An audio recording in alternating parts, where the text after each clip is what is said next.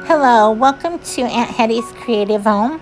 I'm Heather, and here we talk about crafting, baking, cooking, do it yourselves, and other fun things. And thank you for joining me today. We're going to start out by making a shadow box, and we're going to use this Home Sweet Home frame and box from Dollar General. I got it for $2.50 and decided I wanted to make it a little something different with it. So I went ahead and took off the paper coating that was on the back, and then that cardboard frame with the green leaves painted on it, that popped right out, and I'm going to save that for a different project. I took the little pine cones out and kept them, and then I also took out these styrofoam pieces that were help holding in the glass. I did take the glass out. It broke in the process, unfortunately, so I can't reuse it. But then I needed a piece of backing, so I went ahead and just took a thick piece of cardboard and traced around the back of the frame and cut that out. And then I took some scrapbook paper and I'm gluing it onto the cardboard. I just used Elmer's glue stick. And then I found this harvest word, and it came in a pack with two other words also, and it was at Dollar Tree. And they're silver. I just kind of dabbed some nutmeg paint from Apple Barrel, and I'm just kind of dotting it on in between the silver and the brown. It made it look a little rusty, which was perfect. So then I'm getting out some more paper here. I like to use the parchment paper when I paint. And I'm just going to take some of this aqua chalk paint. And I've got like an aqua and a teal, light peach, and green and brown as my colors for fall this year. So I'm going to use some of this aqua paint, and I'm just painting around the pumpkin. These were sold in a set of 6, these pumpkins were, and they were at Dollar Tree. And then the little gourds were on some floral at Dollar Tree also. They were on like with sunflowers, and they had these little gourds stuck into them. So I just pulled them off to use for this.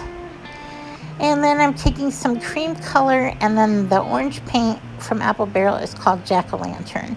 And I'm mixing that in with the cream to make a peachy color. Now, after everything dried, I did take a little brown and went through and made some little flecks on the gourd and the pumpkin just to break up the sparse color of it all. And then I took some of this super glue that I got at Dollar Tree, and I used it to stick this on the back, the cardboard with the scrapbook paper. So you can see where there's a groove now. It made like a little shadow box. And then I'm going to use my glue gun and put this harvest on the very top part of the cardboard. And then I'm just going to take the little pumpkin and the gourds, and there's a little acorn, a couple maple leaves. They had some maple leaves in the bluish green color this year, and also some peach ones, which I'm not using for this, but really cool colors this year. So I'm kind of putting the leaf in the background, and then just kind of positioning things how they look the best, kind of moving things around till I saw exactly what could go where.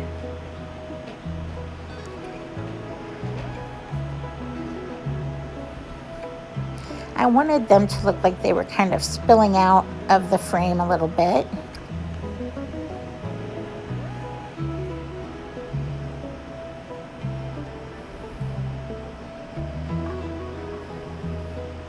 So you can just kind of make it look however you want. I kind of made them look a little topsy-turvy. I'm going to put another leaf down. It worked good as a little backdrop.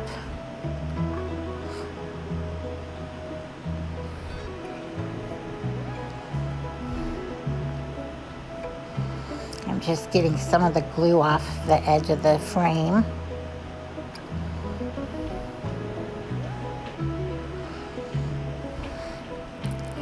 And then as I'm getting things going, I decided I wanted to tuck a little flower in there.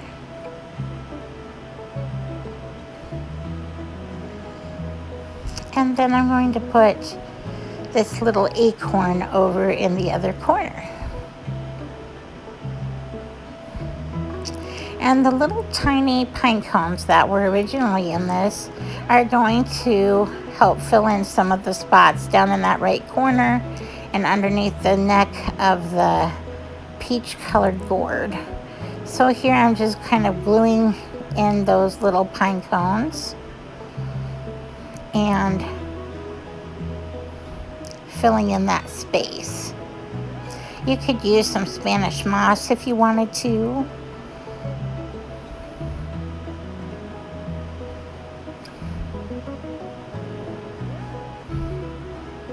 But when I got this finish, it really ended up being one of my favorite things I've made so far this fall.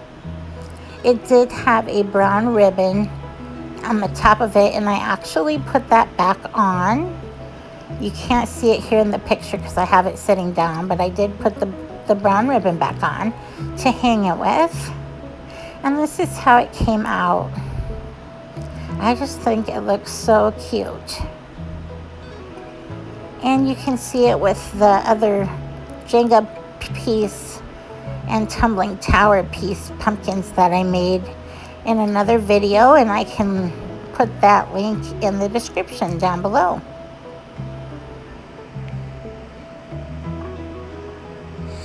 And also today, I wanted to do a little something different and show you how I make my favorite monkey bread recipe that's also perfect for fall. So here we go into that. Hi, today I'm going to show you how to make a quick and easy monkey bread. It works great for breakfast or brunch. It's nice to take to a family gathering. It looks impressive, but it's super easy. So I'm starting out with just spraying a bump pan with cooking spray. I use coconut oil and it doesn't come out very evenly, so any kind of cooking spray will work.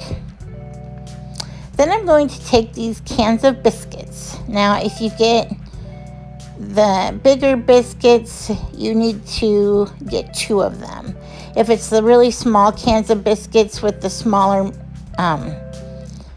packaging, you'll need 3.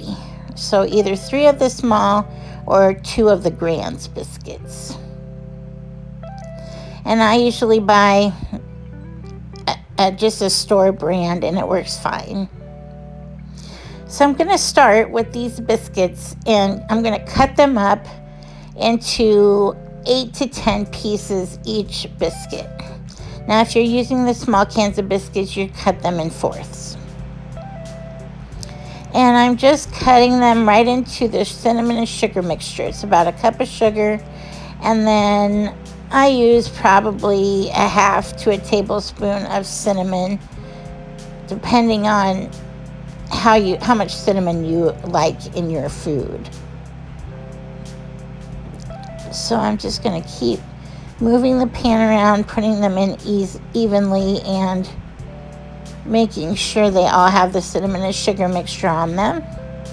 When the kids were little, we used to make this because they loved to help, and we'd make a little assembly line, and somebody would help me cut the biscuits, and then somebody would stir them in the sugar and cinnamon mixture, and then we'd all get to help. So it holds a lot of good memories for me. You just want to make sure you get them evenly around, because it will affect your presentation when you go to serve it later. It really looks impressive, but it's not hard at all. It's super easy.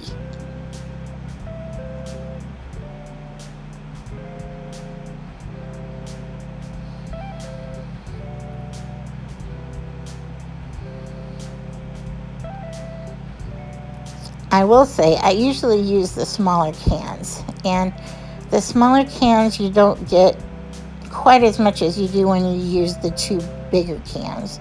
So it does take a little longer to cut out the bigger ones. After you get done, you're going to sprinkle all the leftover cinnamon and sugar right on the top of the biscuits that are in the pan. Then you're going to take a stick and a half to 2 sticks of butter and a cup of brown sugar.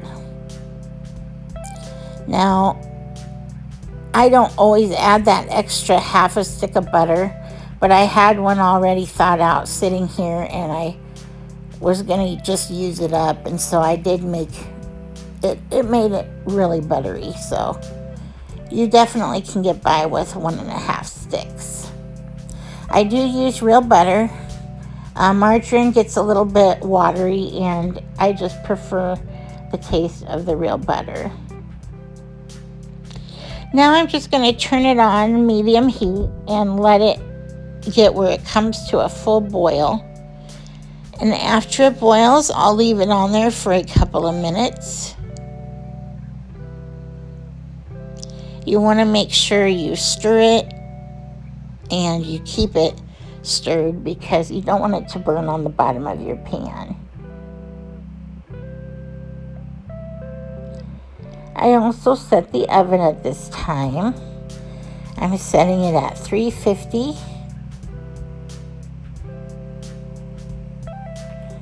Now I'm going to add a little more cinnamon to the mixture on the pan. So it'll be your butter, your brown sugar, and your cinnamon that you're going to put in the saucepan.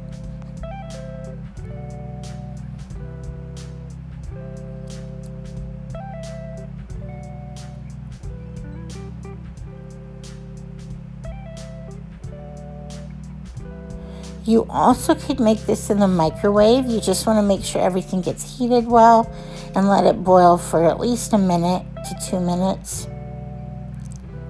And then once the mixture is ready, you're just going to stir it evenly over the top of the biscuits. And usually it's enough. It can kind of coat all of them if you get it all the way around. Every biscuit should have some gooey stuff on the top.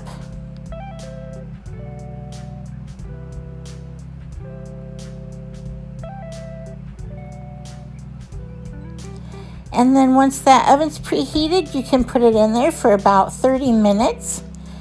Your biscuits are going to bounce back when you touch the top of them, and that will show you when it's done. And after 10 minutes, I flip it out onto parchment paper on a cookie sheet, and you can see how beautiful it comes out. It looks really impressive. Works perfect for a brunch buffet. And that concludes the recipe. Let me know in the comments if you try it and if you like it. So yummy. Thank you for watching. We'll see you next time.